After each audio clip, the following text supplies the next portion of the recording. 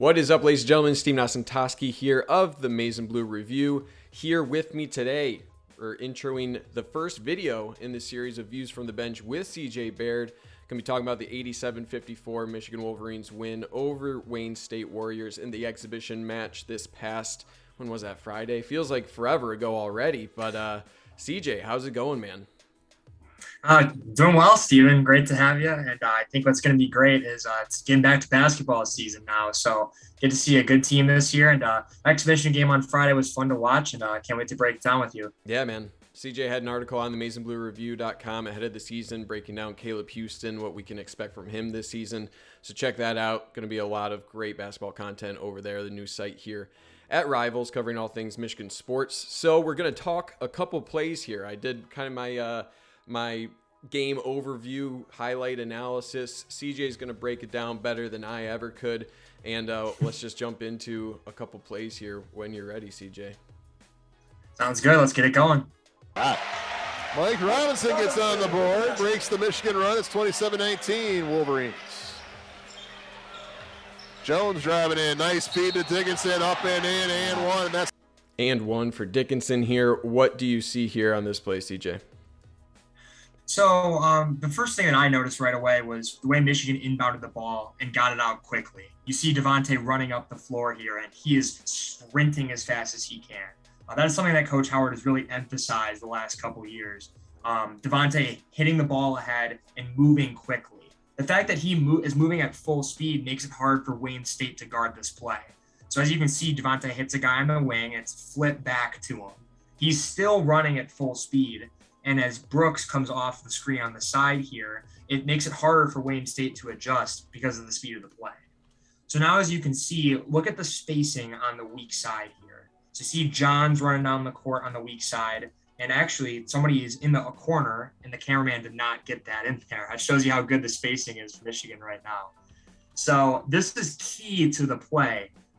Keeping all of these guys, and as Coach Beilein like to use the term, keeping three guys on a fence. So if we can run the play a little bit more here, you see Hunter going to set the screen if you stop it again. Once we can get this guy in the corner here, I'll show you. If you can draw a line kind of covering all three of those guys here. So you see Brooks on the outside, Johns on the outside, and Houston all on the outside. So those three guys on the outside there, Coach Beilein used to call it three guys, put it on a fence, like standing on the fence. So these three guys are all on that wing over there, giving space for the pick and roll. And something that's key that also you might not notice on the first glance is as the screen is happening, look at Brandon Johns on the weak side. He's actually setting a pin down screen on the guy that should be helping for Wayne State. So Wayne State's defender is actually pulled over really far out of the paint. And it's because Brandon Johns is setting a screen and distracting them.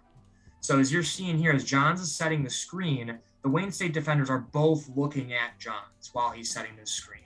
See, the guy that's guarding Brandon is staring right at him while the action's going on. So this frees up a two-man game. And as Steven has already drawn out, Hunter is rolling to the rim and Devontae is coming off the screen. So if you can run even a little bit more here, you see Devontae coming around this corner.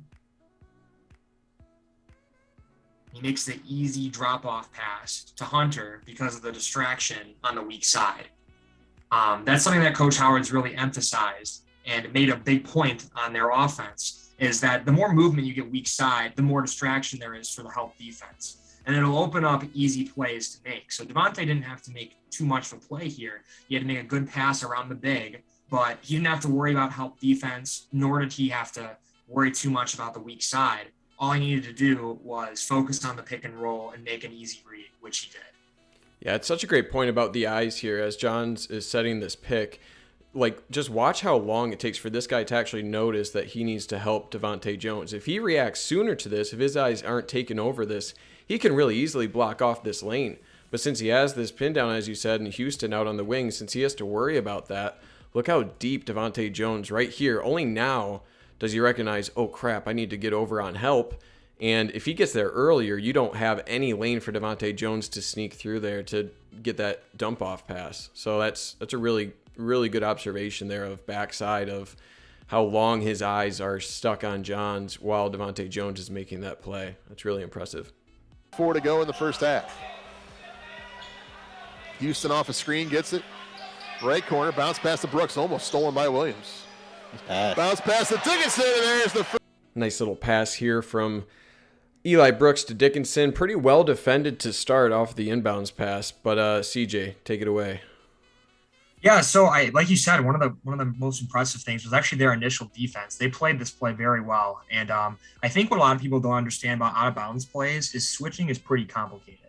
And it looks like Western was not trying to switch any of these screens here, which actually helped them out in the long run. So you can see as Eli Brooks comes around the screen here, actually starts to work his way down towards the paint. They're chasing Caleb Houston onto the outside here. So Houston sets the screen, and the Wayne State defender chases him. So what he does here actually is really smart as well, is the defender, as Houston's going around, he goes under the screens. He shoots a gap right here that's left for him by the big man. So now that he can more easily recover rather than going all the way around the screen and risk an easy curl to the basket. So now at the next point of this play, after Wayne State defended the initial action well, something that Michigan does really well is they keep going. So they're not just going to stop after one action's done. They're going to keep adding more and more layers to their plays. As you can see, as Steven draws out, Dickinson comes and sets a screen for Brooks, and Brooks comes to the top of the key to catch the ball. So if you stop it when Brooks catches the ball up here, what's important to notice is the way Hunter does a great job once again, setting a good screen and making sure that Brooks gets the ball in a good spot. So after Hunter sets his screen, now he's already posting up and looking for the ball.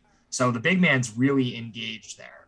And the initial screen also opened up Eli's ability to get around his defender. The defender got caught in the screen, and Eli's is a big open lane here. And this just shows the veteran savvy of Eli Brooks. He sees a lane and sees his big man is open. But what he does, if he can rewind it back a little bit too, is he knows the defender's behind him. He hesitates for a second here at the free throw line. So he knows his defender's behind him, and he decides to seal him off. So Eli steps in front of his man here and keeps him behind him. So what that does is it makes the play a 2-on-1 once again, which is really important. So the sealing of his defender, all he has to do is worry about the help defense now. So what Brooks is doing by sealing his defender is putting more pressure on the rim. And you can roll the play even more. Now, since his guy is behind him, the big man guarding Hunter has to step up or else it's a layup. So once Eli sees all the defense collapse, it's an easy drop-off pass to Dickinson for the dunk once again.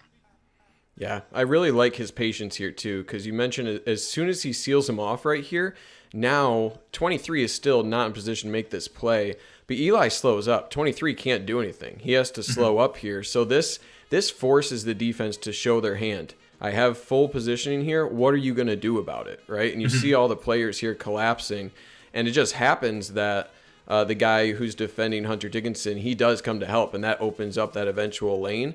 What I love about this is, say that guy doesn't come down here, you also have the guy who's on Caleb Houston. He's coming down to help. Say this guy stays home on Dickinson, then you either can continue to drive here, kick to the corner, or right now he can probably kick to Houston, who's got a really good shot, and he has an option there as well.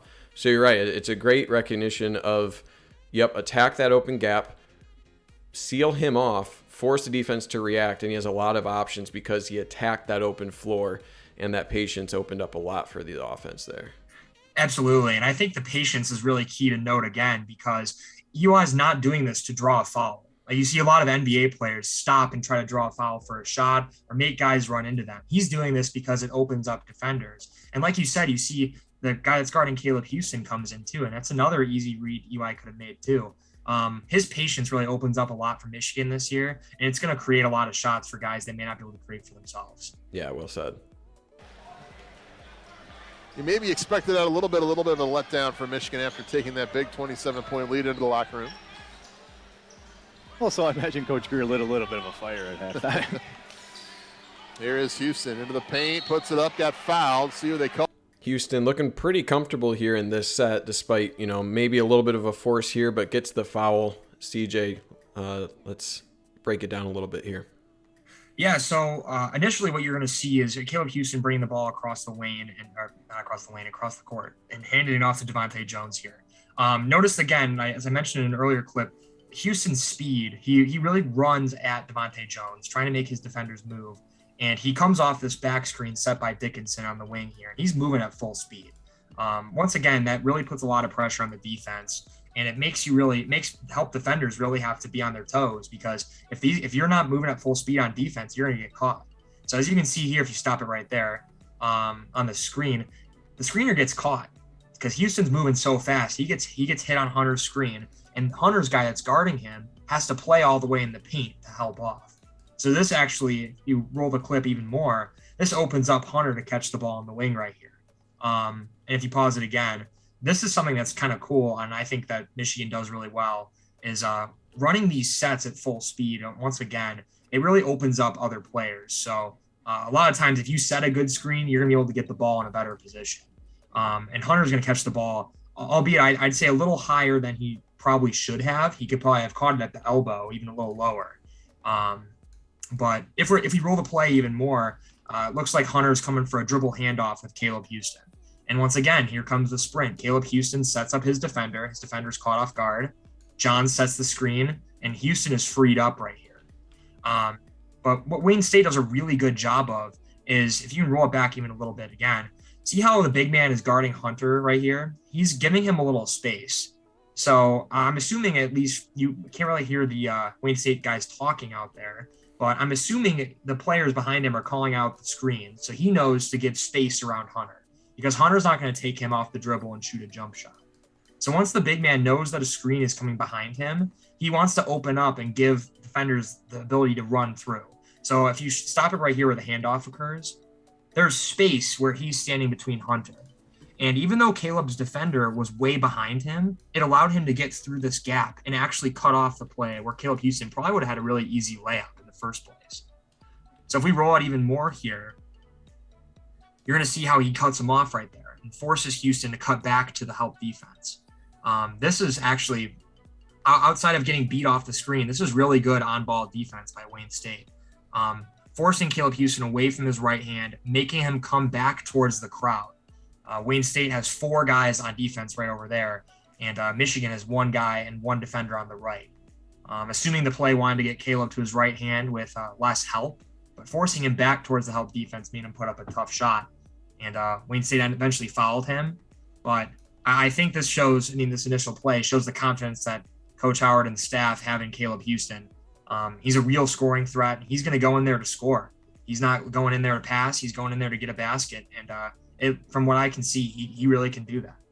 Yeah, and he definitely looks comfortable running this set, right? I think with other true freshman Musa Diabate, he seems a little bit uncomfortable still, trying to find himself a little bit. And running this set overall and just overall throughout the game, I think Caleb Houston executed extremely comfortably. He looked a lot older than being a true freshman, just in how comfortable he was out there. So yeah, I think you made a good point about the spacing there for Dickinson here. I think that'll be stressed by the program, as you were saying, off camera here a little bit, to improve on that, but learn how defenders are going to defend that, right? Because I think right here, if Dickinson is able to close this off and is right here instead, I don't think any program in the country, let alone Wayne State, would be able to stop this drive if Dickinson's appropriately here. So minor improvement, but again, that's why you kind of have these exhibition games to realize, yep, they're going to start giving Dickinson some space here until he starts hitting those jump shots, and then you can, maybe approach that a little differently. But yeah, man, I think Houston, giving him these sets him up really well just within his skill set. It's just a matter of executing a little bit more cleanly. Absolutely. All right. Thanks again. CJ Baird here for Views from the Bench with CJ. Check out themazinebluereview.com for more content from CJ Baird. Where can we find you on Twitter, CJ? You can find me at Baird_CJ on Twitter. I'm putting out some articles and some analyses with Steven all season. And check us out on Rivals.com. It's going to be a great year for us. Yep, you can follow me at Osentoski. Make sure you throw a subscription to the channel. You can check out my dog here in the corner here. She decided to make a cameo. But yeah, lots of great content coming with CJ throughout the season. Going to be really fun breaking down the season with you, man. And other than that, guys, thanks for watching. Stay safe out there. And as always, go blue. Go blue.